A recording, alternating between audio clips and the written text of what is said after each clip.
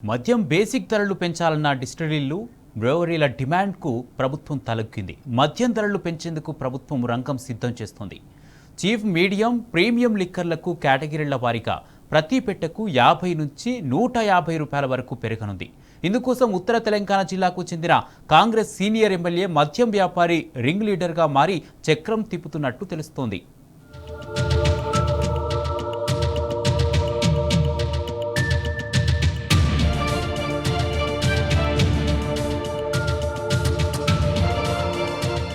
మద్యం బేసిక్ ధరలను పెంచాలన్న డిస్టిలరీలు, బ్రూవరీల డిమాండ్కు అనుగుణంగా నిర్ణయం తీసుకునేందుకు రాష్ట్ర ప్రభుత్వం కసరత్తు చేస్తున్నట్లు విశ్వసనీయంగా తెలిసిందే. చీప్, మీడియం, ప్రీమియం లిక్కర్లకు కేటగిరీల వారీగా ప్రతి పెట్టెకు కనిష్టంగా 50 నుంచి గరిష్టంగా 150 వరకు అదనపు ధర చెల్లించాలని డిస్టిలరీలు అడుగుతున్నాయి. ఆ మేరకు ధరలు పెంచేందుకు ప్రభుత్వం సిద్ధమవుతున్నట్టు తెలిసిందే.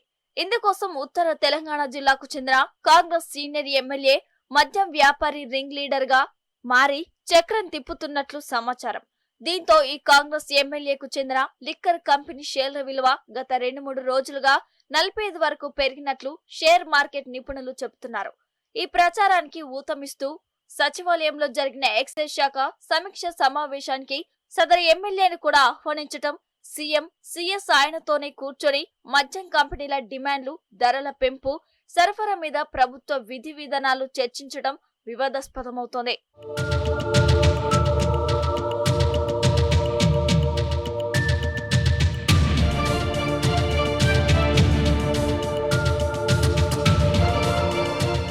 డిస్టిలరీలు, బ్రూవరీల డిమాండ్లకు తలొగ్గేదే లేదని రాష్ట్ర ప్రభుత్వంపైకి డాంబికాలు పలుకుతున్నప్పటికీ అంతర్గతంగా మాత్రం మద్యం ధరల పెంపునకే మొగ్గు చూపుతున్నట్లు తెలుస్తోంది.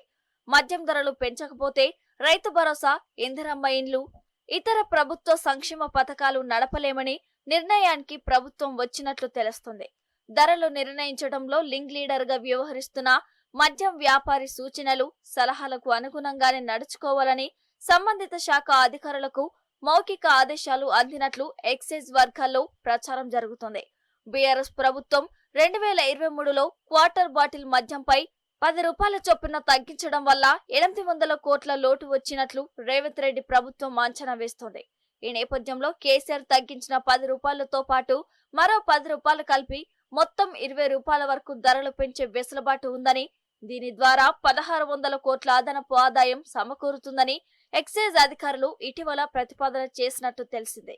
బీర్ బాటిల్ మీద కూడా మరో 10 రూపాయల వరకు ధర పెంచడం ద్వారా మరో 300 కోట్ల రూపాయల ఆదాయం సమకూరుతుందని, మొత్తంగా అన్ని కలిపి 2000 కోట్ల నుంచి 2500 కోట్ల వరకు అదనపు ఆదాయం సమకూరుతుందని అంచనా వేస్తున్నారు.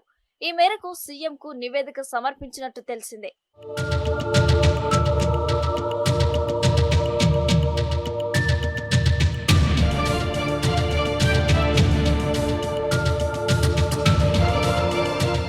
పొరుగు రాష్ట్రాల్లో లిక్కర్ ధరలు పరిశీలించి అందుకు అనుగుణంగా తెలంగాణలో నిర్ణయించాలని సీఎం సూచించినట్లు సమాచారం.